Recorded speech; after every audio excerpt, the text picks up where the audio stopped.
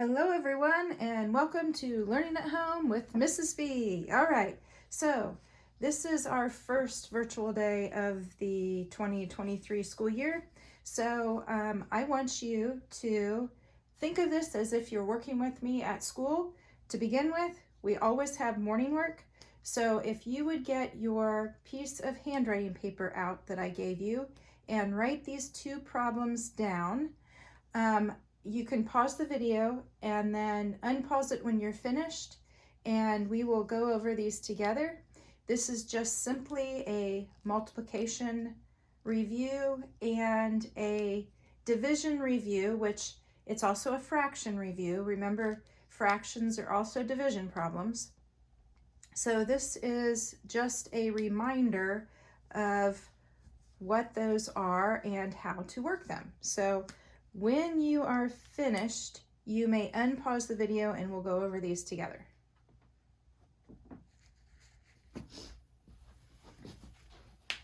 All right, so we're going to start off with 836 times 29. Now, remember, I told you what you can do is you can take a piece of paper or a something just to cover up one digit and do one digit at a time. If that is something that kind of gives you a little bit of anxiety, having more than one number to multiply times another number, then you can go ahead and cover it up and make it easier for yourself.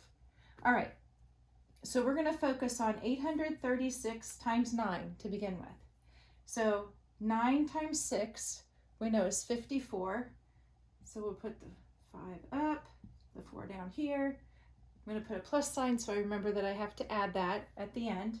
So I've got 9 times 3 is 27, and then now we're at the end, so we've got to add that in. So 27 plus 5, well, I know this is the same as 3 and 2.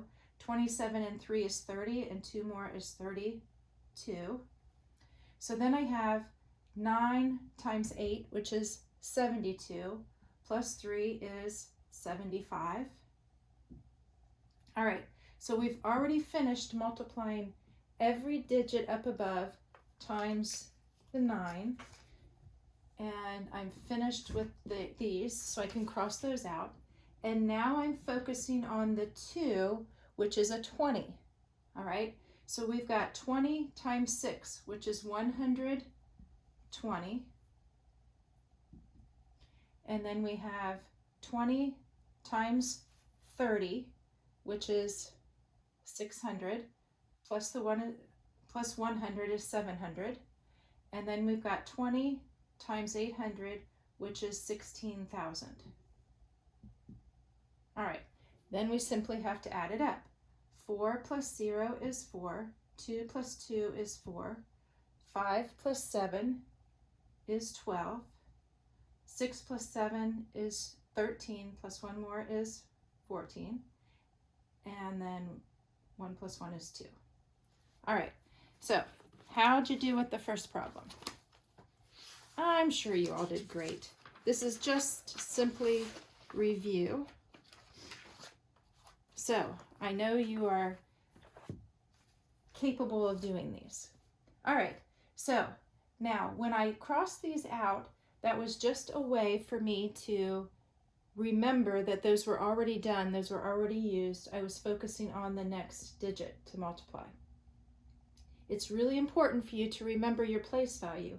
When remembering your place value, it makes it easier for you to understand whether your answer is reasonable or not, and whether the process you're going through is correct.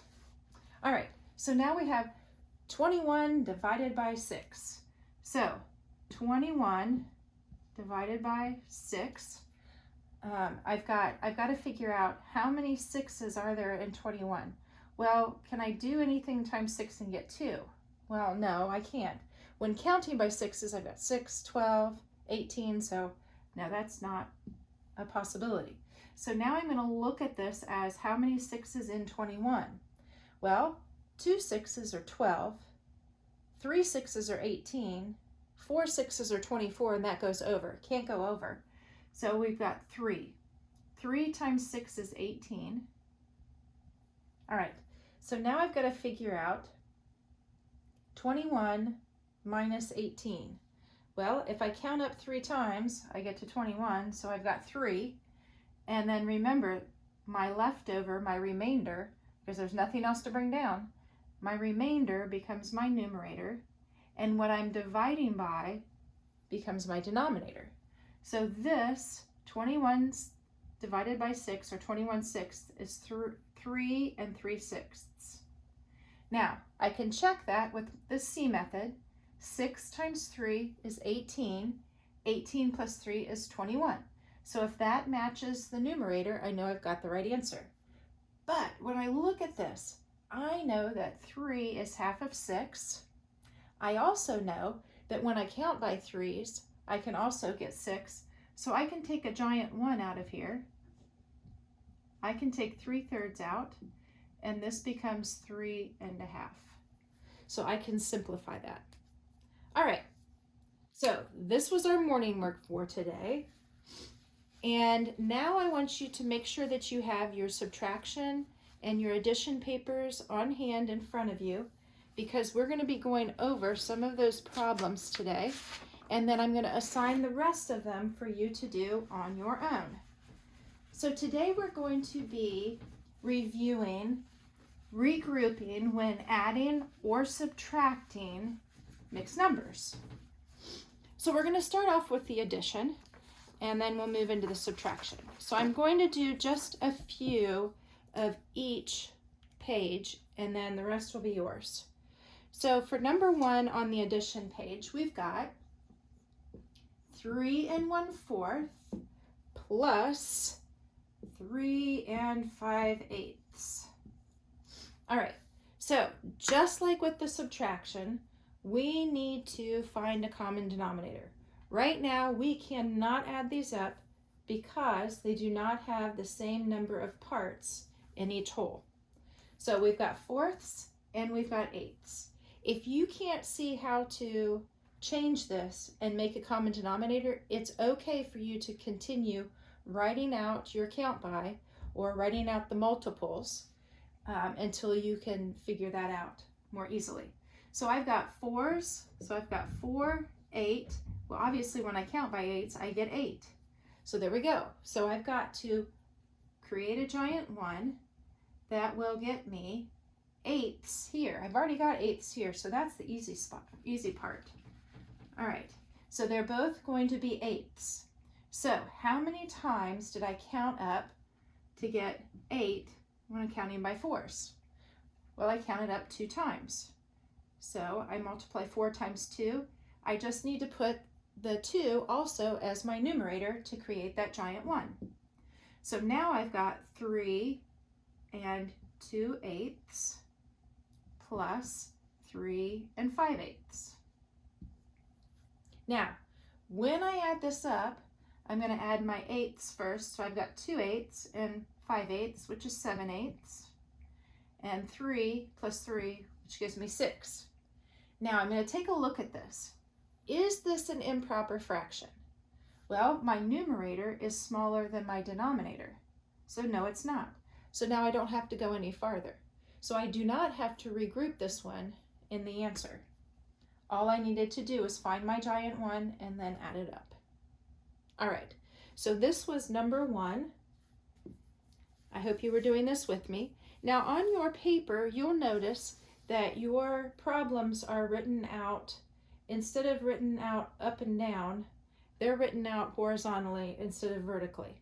So if you want to write them up and down, I think it's easier that way. You can write these on your piece of handwriting paper and then just copy it down then on the answer down on your other paper that I gave you. It's entirely up to you. This is the way I prefer to see these fraction or these mixed number problems written out. All right, so if I erase and I go on too quickly for you, you can always go back and pause it, and then you'll see the problems again. All right, so we're going to go on to number 2. Again, we're going to be looking for that common denominator, 9 9/10 plus 2 3/5. Now I do want to point out that not always will the problems have denominators that are not common. Sometimes you'll find common denominators. When you do find common denominators, you don't have to do anything but add. It makes it really simple. All right, but here we've got tenths and we have fifths. We have different number of pieces in the whole. So we have to figure out a common denominator before we can add. So when I count by fives, 5, 10, aha. So I can count by fives and get to 10. So that makes it easy because this one I don't have to do anything except rewrite it. I like that. Here I have to figure out my giant 1 that I can multiply times fifths, times the 3/5 in order to get my common denominator. So here I counted 2 times. So 2 halves would be my giant 1. So then I've got 2 and 3 times 2 is 6, 5 times 2 is 10. Now all I have to do is add it up. So I've got 9 tenths plus 6 tenths equals 15 tenths. 9 plus 2 is 11. Now I've got to check. My numerator is larger than my denominator. So I know I have more than 1 here. So I've got to take that out, that 1 out, and give it to that 11. Well, how do you do that? It's just like what we did in the morning work. We've got these 15 tenths and we have to create our mixed number. We're just going to look at that 15 tenths right now. We're going to look at this as a separate problem for right now. So we've got 15 divided by 10. So what times 10 gives me 1? Well, nothing. How many 10s are there in 15? Well, there's only 1 because when I count by 10s, 10, 20. 20 would be too much. So 1 times 10 is 10. Subtract 15 minus 10 is 5. So I've got 1 and then I've got my 5, which is going to be my leftover. So that's my numerator. And what I'm dividing by is my denominator. So now I can replace this mixed number. I can put that in the place of this fraction. So I've got 11 plus 1 and 5 tenths. When I add that up, I've got 12 and 5 tenths. Now, I know what you're thinking, Mrs. V, that can be simplified. Good job. So, if I count by fives, I can get both 5 and 10. So I know that they're both divisible by 5. So that's going to give me 12 and 1/2. Also, I know that 5 is half of 10. All right, so how'd you do? Are you understanding these? I'll bet you're doing great. Again, if I erase and you weren't ready to go on, you can always go back, rewatch, pause. Okay? So, this one did need to be regrouped. The last one did not. You have to pay close attention to that numerator and see and ask yourself, hey, is that numerator larger than that denominator? If you say yes, then there's more than one whole inside that improper fraction. All right. So we're going to go on to number 3. I'm going to do the first 3 with you on the addition page, and then we'll move on to the subtraction. So, all right. So with number 3, again, we do not have a common denominator. We have 3 and 5/11 plus 7 and 2/3. Well, I do know something about 11s. 11s are going to be really hard to match up to the 3 unless I'm just multiplying the opposite denominator. What I mean by that, when I count by 11s, I've got 11, I've got 22, and then I've got 33. Well, this is 11 times 1, this is 11 times 2, this is 11 times 3. So when I count by 3s, 3, 6, 9, 12, 15, 18, I don't have I don't have 11 or 22, right? So then I've got 18, then I've got 21, and then 24. So it's going to be, that 33 is going to be my common denominator. So here, it's going to be times 3 in order to get that common denominator. So since this is going to be 11 times 3, I have to create my giant 1, so I've got to put a 3 up here also. Down here, when I count by 3s, it's going to be 3 times 11 in order to get that giant 1. So 11 elevenths is going to be my giant 1. So now I can create my equivalent fractions in order to go ahead and do my adding. So I've got 3 and 5 times 3 is 15. 11 times 3 is 33. Plus, I've got my whole number, and then I've got to create my equivalent fraction. 2 times 11 is 22. 3 times 11 is 33. All right. Now we've got 15 33rds plus 22 33rds. So when I add my numerators, I've got 37, and my denominator stays the same. 3 times 7 is 10.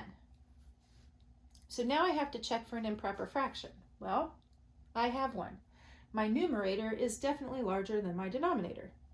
So again, I'm going to have to write out 37 divided by 33. Well, nothing times 33 gives me 3. What times 33 gets me as close to 37 as I can get without going over? Well, that would be 1. 1 times 33 is 33. 37 minus 33 is 4. So I've got my numerator, so my leftover, and my denominator is what I divide by. So I've got to take my whole number. I'm going to use this to replace my fraction. So 1 and 4 33rds. And that's going to give me a grand total of 11 and 4 33rds. Now, when I look at that, can that be simplified? Well, they're both not even, so they're not divisible by 2. 33, when I add that up, 3 plus 3 is 6, and 6 is divisible by 3, but 4 is not divisible by 3. So I am stuck with what I've got. 4 and 11 33rds. All right, so that's the first 3 of your addition page. I know that you can handle the rest. There are only 11 more for you to do to show me that you know your stuff. So that's all we're going to do with the addition today. So we're going to move on to the subtraction problems. All right. So we're going to do a few of those, and then I'm going to send you off to do the rest of them on your own. Okay, so these subtraction problems. The first one is 7 1/2 minus 4 2/4. That looks a little strange. All right. I know that 2 is half of 4, and this is half. I know when I count by 2s, 2, 4, I come to 4. So let's go ahead and create that giant one. So 2 times 2 is 4, and then I've got to create that giant one. So now I've got 7. 2 times 2 is 4, 1 times 2 is 2. Minus 4 2/4. Now, what am I going to do about that? Well, 2/4 minus 2/4 gives me 0, right? And 7 minus 4 gives me 3. Well, that was pretty easy. Because if we have half of a pan of brownies and I eat half of a pan of brownies, I don't have any brownies left, right? So I don't have to write anything there. So there's no need for me to write 0/4 here. All I have to do is write the whole number. Well, that one was super easy, right?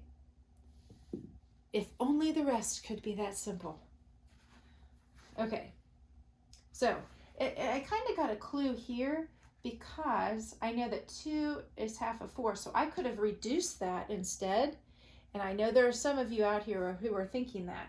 So we could have rewritten that like this. We could have rewritten it 7.5 minus 4.5, because we could have taken, instead of multiplying the giant 1, we could have divided a giant 1 and come down here and worked it like this and gotten 3 as our answer here. So there's a whole bunch of different ways. Remember, I told you there's always more than one strategy for math. Math creativity, it's there, you just have to use it. All right, so let's go on to number 2.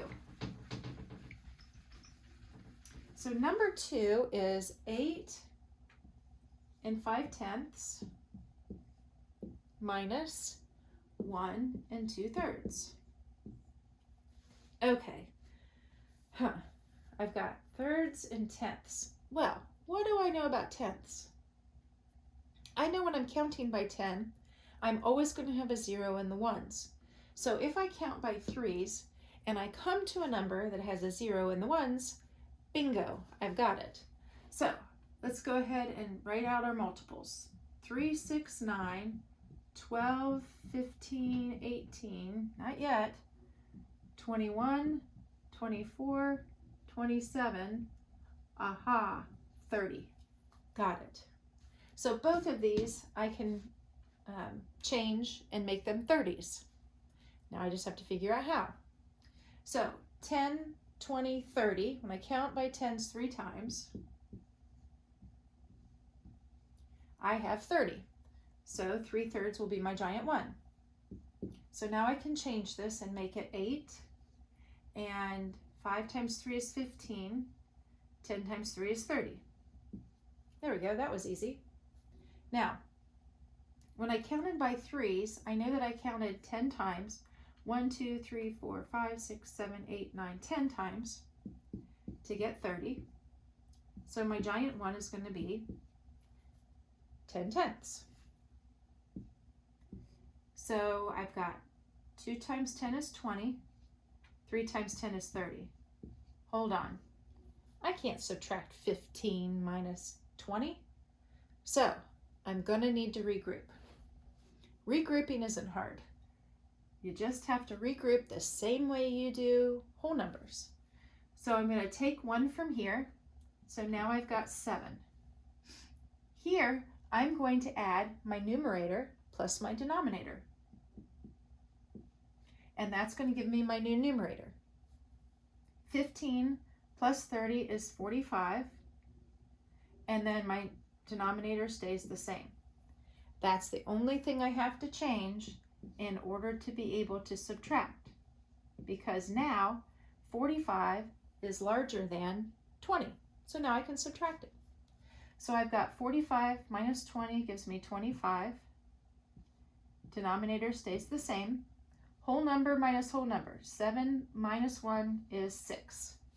Boom, I'm done. Or am I? 6 and 25/30.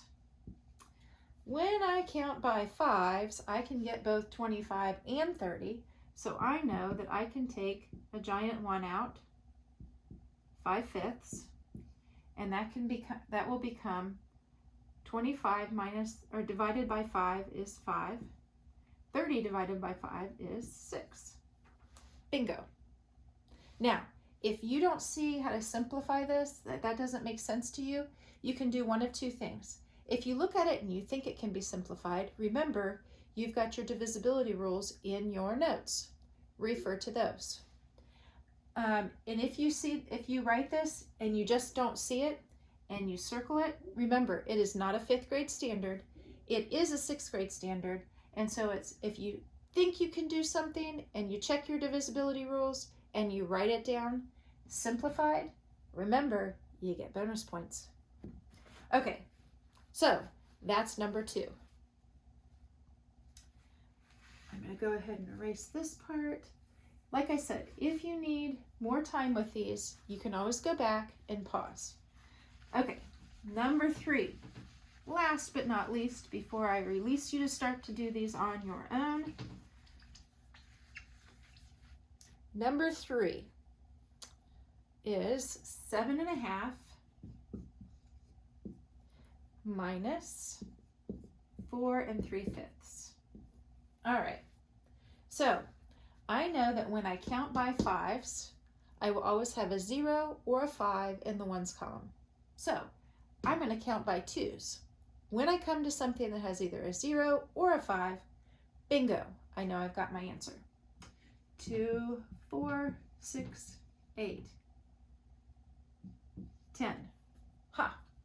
There's my 0. Bingo, I've got my answer. So I count by 2s 5 times. So 5/5 would be my giant 1.